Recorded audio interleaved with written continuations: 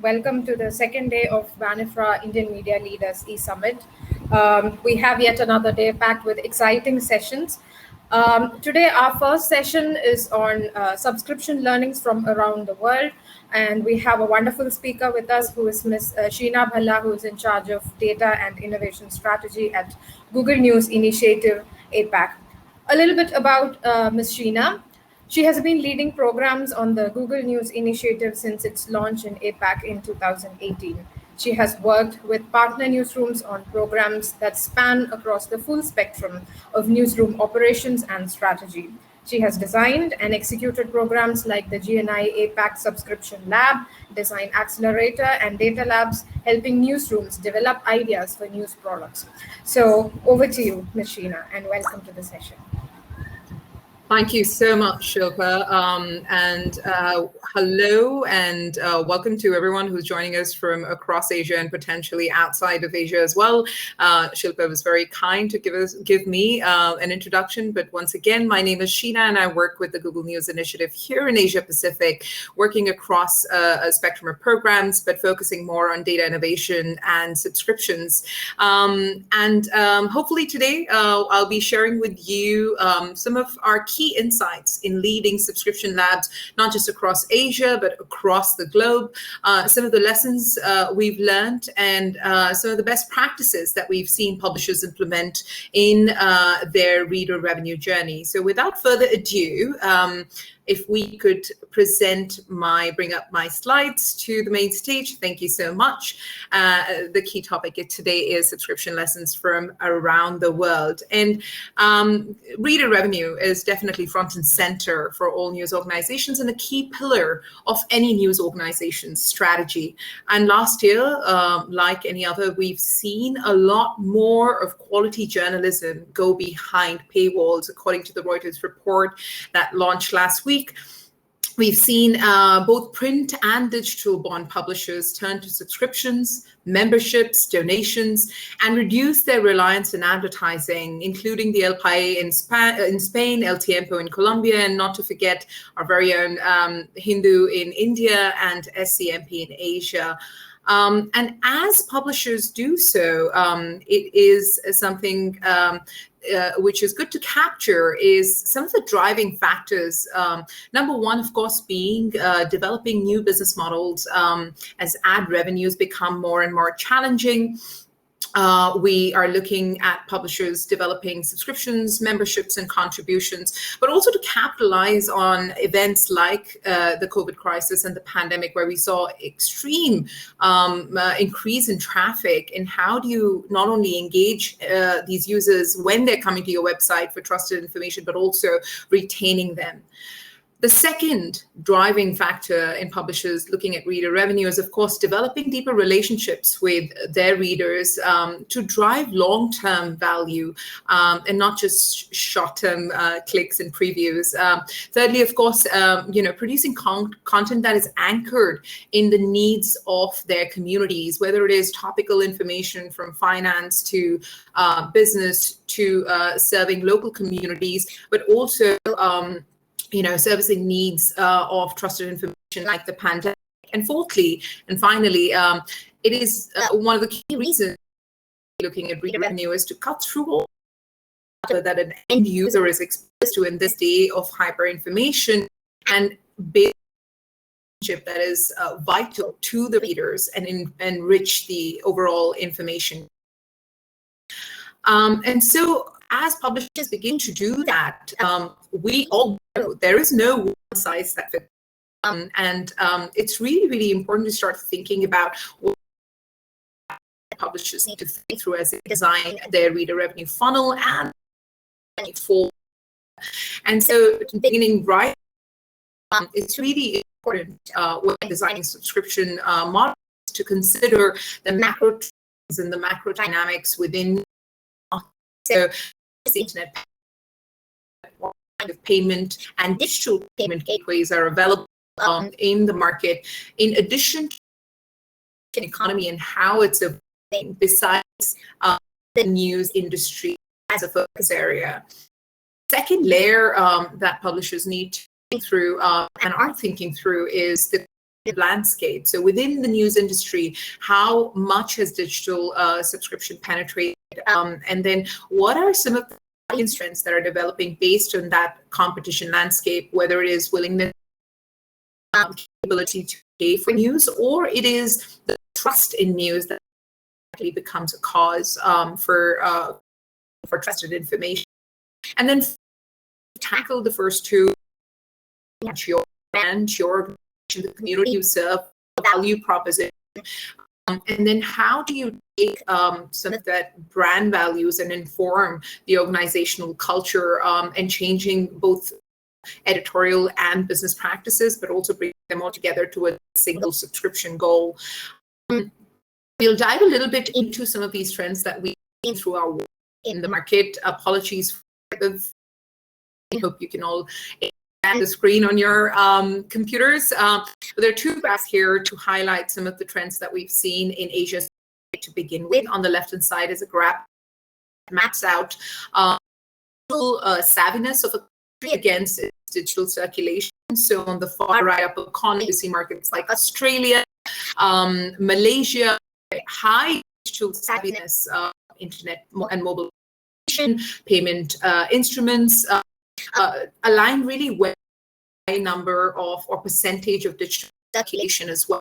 So markets like Indonesia and India are on the far left corner, and you see that they're still kind of bringing news publications online and trends online because of only about 50% of digitization in the overall. Where we start to see obviously anomalies come in is markets like Japan, Taiwan, where they're on the far right bottom corner. And you see that even though they're very high digitally, they don't actually have very high percentage of digital circulation. Challenge that any publisher who's launching a subscription business in those markets would have to attend to. In addition to, of course, North Asia have higher capacity of user to pay because of high level prices in Japan. Malaysia are pretty much at par with markets like UK and US. It becomes critical, even though these are markets that you might not be directly targeting. Once you start looking at international users and getting user eyeballs outside of your main country of operations, think through what are the trends that are informing payment and digital subscription behaviors in those markets. Right here is that actually your capacity and digital savvy done a lot of research in the market does not actually correlate to the willingness of the user to pay. In fact, leading digital consumers' willingness to pay for even though still very much coming, seen an increase in these markets because of the overall subscription economy also increasing. And in markets like India, delve a little deeper, we actually see that in 2020 we saw that 1 in 5 has recently subscribed to a digital subscription and are considering in quarter two in almost 20% of users are 7% to subscribe quarter in future. So can use to news publications launching digital subscriptions. One thing to note here is that a lot of our data is based on news readers in the metropolitan city. So this data does not reflect, your radio and TOT in India. As we move forward, it's important to know that digital is not caused by trust, but there is a correlation in the fact that in businesses or in markets there is a higher for paid resources. There is more user base that is looking for information and news. There tends to be higher trust and so you can see through our graph on screen that again, and Indonesia are leading some of the other markets in North Asia where capacity to pay is really high, but close to about only half of them in Korea, according to our are interested in paying trust digital media. So these trends become very, very important as you start to plan. One last point that I'd love to highlight here is that, once again, you've got almost 9 in 10 people in metropolitan cities that have thought about paying online for news before, and done the research to see which offering they would most likely try to. To note is that in terms of your micro trends, what we've noticed is that every news publication tends to have a different way to communicate its value proposition. For businesses like the Quint, servicing business news, their community is targeted, and so their product and is front and center of leading their value proposition. But for Malaysia Kini in Malaysia, see that value-added benefits, which is the access to the Kini community, is a very strong value proposition to get subscribers and users to donate as well. And then thirdly, new news, that user experience and how you create and subscriber journey against your content, and make sure that the experience is very seamless and also becomes a very key differentiator for you against competition. So it's really, really important to understand where your position is, and then communicate through different means becomes a different for you in the market as you compete for the subscription economy. In order to understand some of the data that I've shared, but also be sharing some case studies on, we launched Subscription Lab in 2019, and we are still finishing it in 2020, 2021. We've done 2 phases of the lab. We worked with 8 publishers. The choice to work with these 8 publishers was very intentional, both a cohort of legacy print publications coming online, as well as digital natives who were design and optimize their subscription product. And they recognize a unique macro and economic factors and differences, as well as strategies across their audience channels and overall to mature as far and broad as possible, so that we could capture as many as possible. Just quickly, a little for program. What were the goals of the program? We basically designed the program to address 5 goals. We worked only with partners who were who had an so that we can really understand how to move them up the maturity scale. We worked with them to understand their reader needs through suggestions on doing audience and focus groups, through deeply understanding what their potential subscriber was truly desiring from the publication. The goal was to really and understand how these publications their value proposition, and if there were we could do that. Optimizing their user funnel. This includes, of course, their site experience, their paywall experience, but within their paywall experience as well, if there were opportunities there to discovery and proposal attractive. So I didn't this focus for us, but also building a holistic for them, so starting right at the top and saying, where do you want to get to in 3 years, and how much revenue and subscriber numbers next 3 years was our sort of North Star for the program. And then finally, we also were connecting with publishers to share best practices across these cohorts to, one, understand really nobody has it figured out, and secondly, to also be able to share best practices of businesses. We designed close to about 90 experiments across the funnel, range from growing your audience, content distribution, to engaging your conversion, which is around recirculation.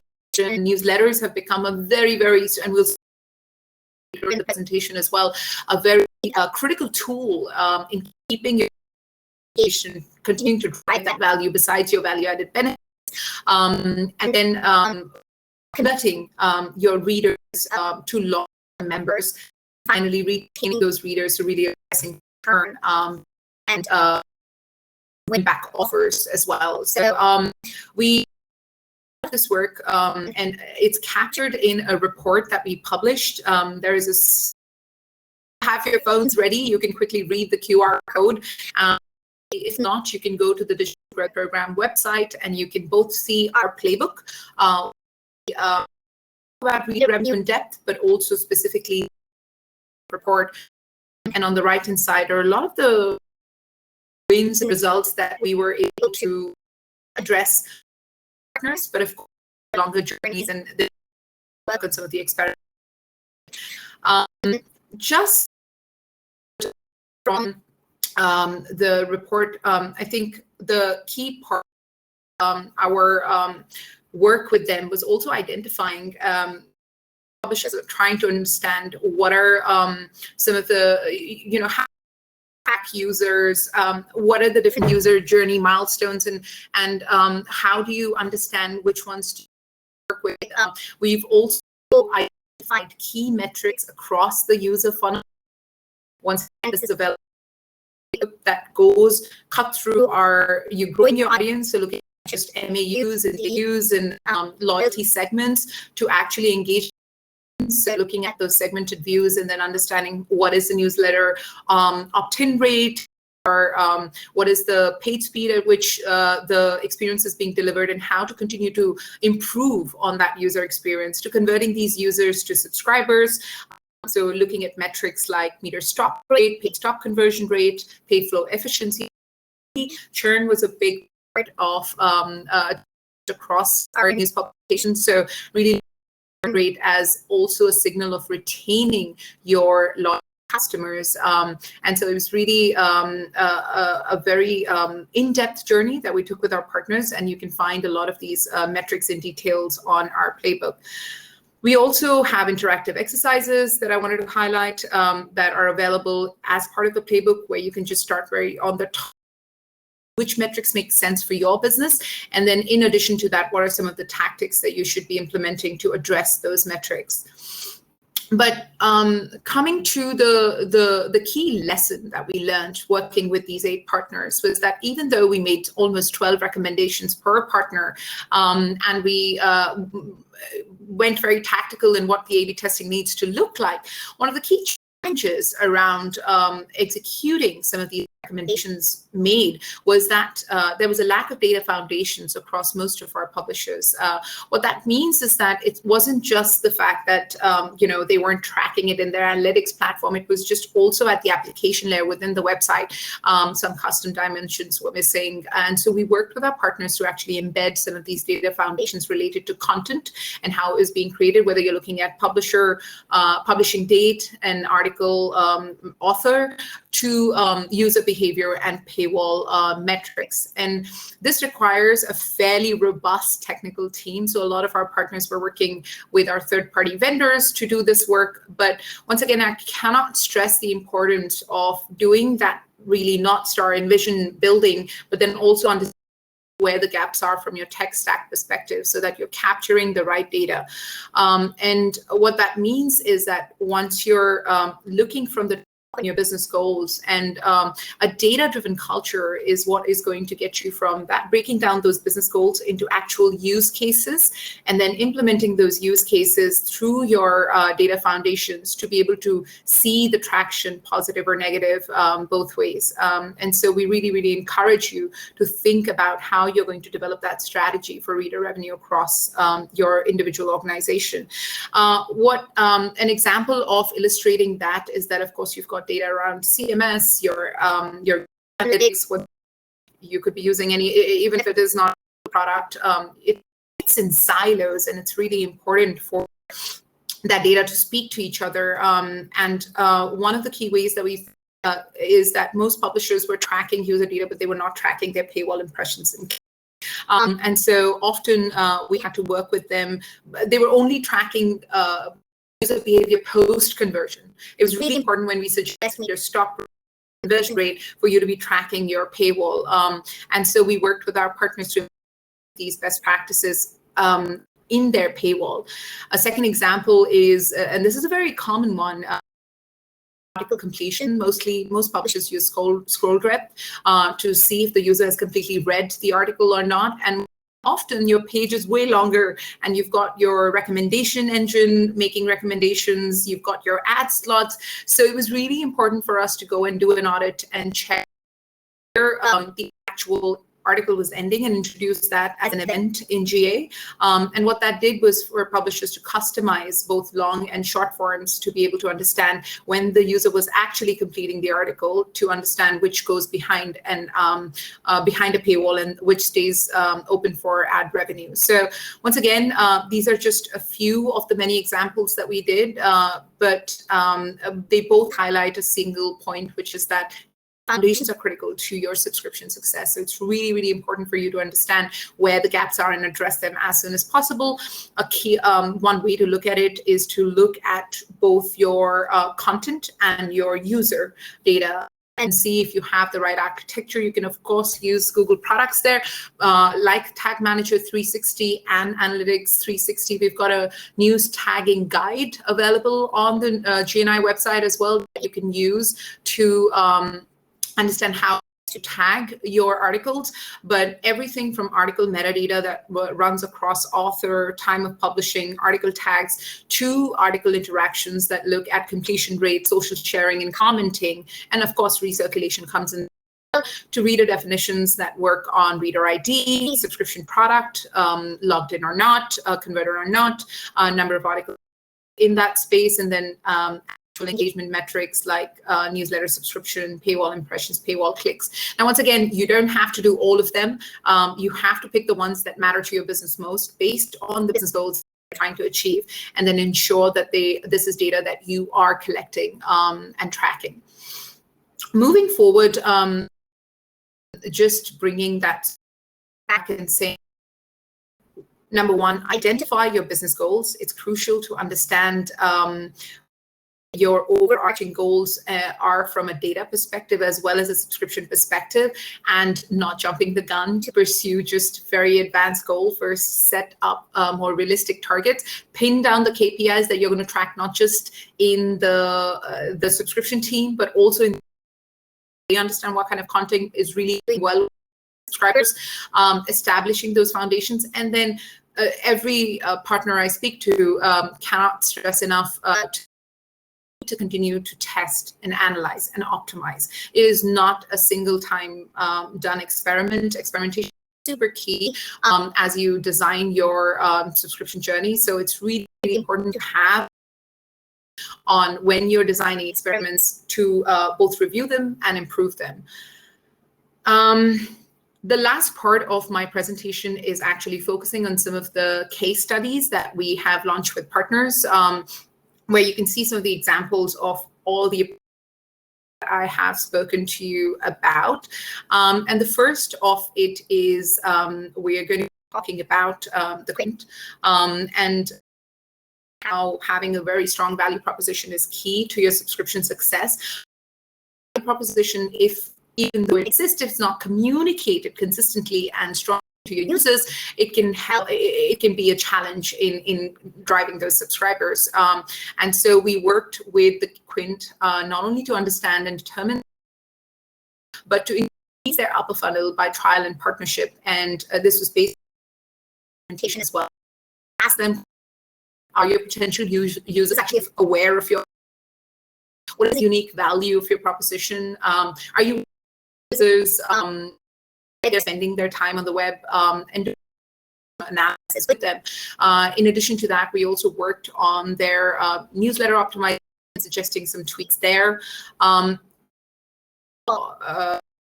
Quickly was that we were able to, and the goal was pretty strong as well. They wanted to increase their subscription by 3x, but little tweaks in just how they were communicating their value prop to the audiences, we were able to actually see an impact of one digital subscriptions, but also just plus increase in year over year, and they had almost 50% increase in their 12-month plan, which wasn't very clear on their website. So that simple tweak, they saw a lot more signups across their subscription product. The next example is actually from both from Southeast Asia, which were part of our legacy publications. We work with them when they acquired the user, but engaging the user is very important, even though they are a current subscriber. And newsletters have become a critical tool, if you see what the work can be in the market, in really personalizing, see the impact it has on conversions. They suggested how they could optimize on their newsletter with close to 52K increase in their newsletter subscribers across the Hindu and the Southeast Asia globe. Saw about a 16K increase in new subscribers. I'm just going to quickly go through two more examples. This is an example. We've spoken about reader engagement, and we've spoken about how sure that newsletters are a way to communicate with your subscribers.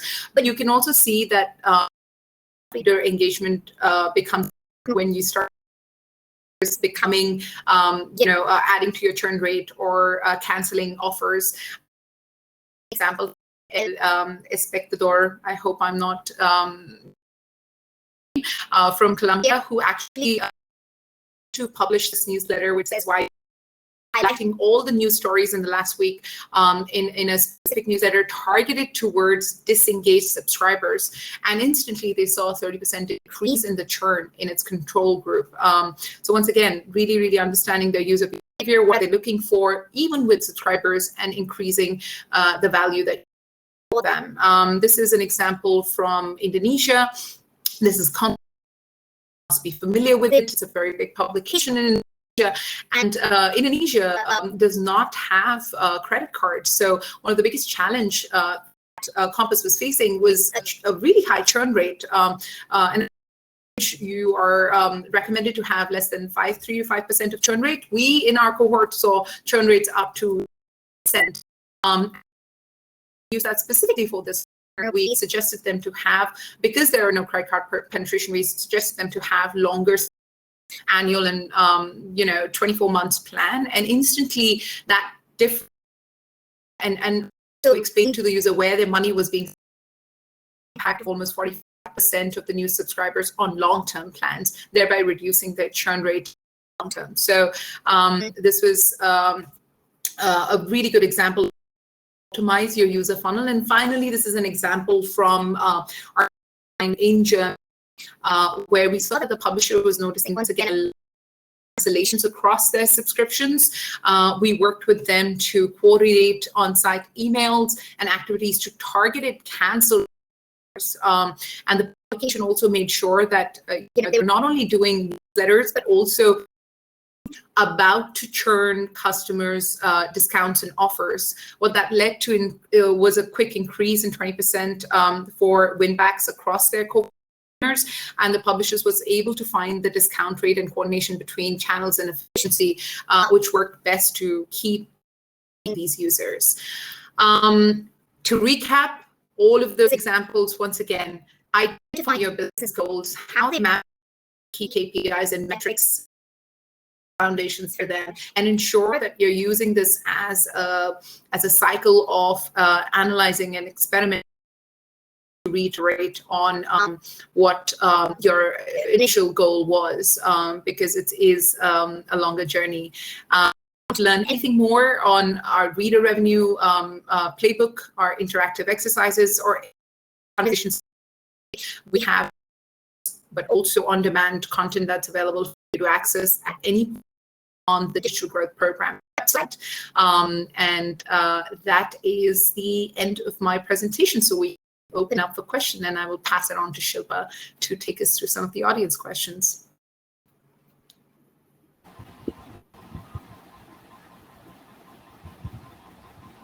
Thank you, Sheena. That was a wonderful presentation.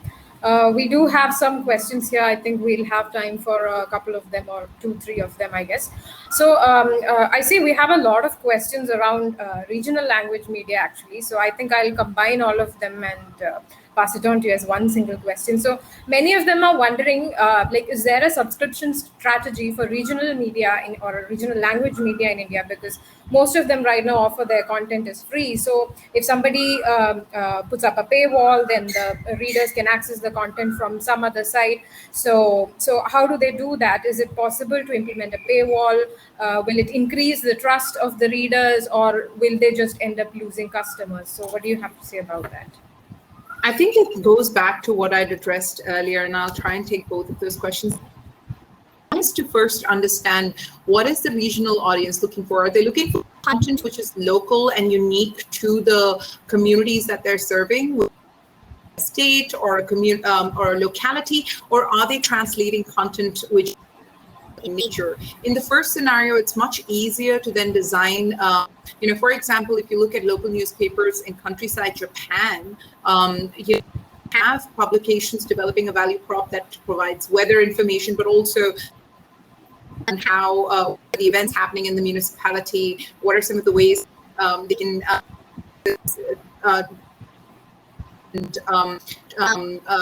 weather calamities. And so it's really important to go back to the and say, what is the value proposition that you're driving for your local communities? Once you're clear on that, then it's easier to go and build. So I will encourage them to use surveys, both online data and to first develop that and then move forward from that. Then it's easier to put a paywall in. But if you're not, then definitely users will go and find that information elsewhere. Right. I think another question also somewhere on the similar lines. It doesn't distinguish between regional language and English media, but it asks what are the must-dos a newspaper should do before deciding to put its website behind a paywall. I think it's number one. It is to understand what is the value proposition? What kind of it identifies makes them more unique versus another newspaper? Number two is the business model. So are they primarily focusing on advertising? They're going to develop reader revenue, donations, contributions. And each business models needs you to iterate on your value proposition and design it differently. So I think one of the recommendations we obviously make is first to also have an ad strategy in place, but publications that don't do that. So find your value proposition, decide which business model works for you, both in the short term and the long term, and then continue to iterate on it as you move along. Great. We have another question here, which asks, we have been debating for years if Indians are ready to pay for news or not. How many years do you reckon till Indian media houses leave their reliance on ad revenue and have subscription as a major revenue source? I don't think there's an ideal answer for that. I used to mostly work in Japan and look at Indian market and say, no, readers are never going to pay for news. But some of the data I've shared with you earlier as well, you can see that India and Indonesia are actually leading the pack Asia Pacific in willingness of the user to pay. Right. Whether what that amounts or what pricing point are they ready for that market and that city to decide, but actually users are now becoming more and more adept with digital subscriptions across all content and specifically around news as well. And I think while the journey it's moving faster than some of the other markets that we know. Yeah. We have another, Mr. Srinath Gollapalli is wondering, we have a lot of free sites which offer content that is not credible, not great, but they still have a high reach. So how do we overcome this kind of a problem and make people understand that, there is value in the kind of content you offer and it's worth paying for? I think once again, one of the key examples of businesses that have been able to convince users that they are not just credible, but providing unique value. If you look at examples, if you look at, Quint, they have very targeted segments of the audience that they are going for, which is business, savvy readers. And they within that audience, There are business savvy readers who have corporate jobs, or they're business savvy readers who are doing research papers. They're business savvy readers who are, just interested. And then there are startups. So I think it's really important to identify the audience you are targeting. Where is the audience currently engaging in? What are some of the social media channels? Where are they finding the content? To start building a journey towards getting both their interest as well as their conversion to a paying user. Find your audience. One of the quick tools that you can also use, which I mentioned in my presentation, is that if you have a free version of GA, we have a free tool called the News Consumer Insight that you can plug in. You don't even have to do the audience segmentation at your end. The tool will help and where your brand loyal users are, how are they engaging with your website, where your casual users are. That helps you then also push surveys to them to what kind of news do you want to see from you? What kind of news would they pay for? And that helps you sort of differentiate yourself from free potentially misinformed as well. Right. We have another interesting question here. Maybe I think we'll stop with it. We have taken up a lot of time.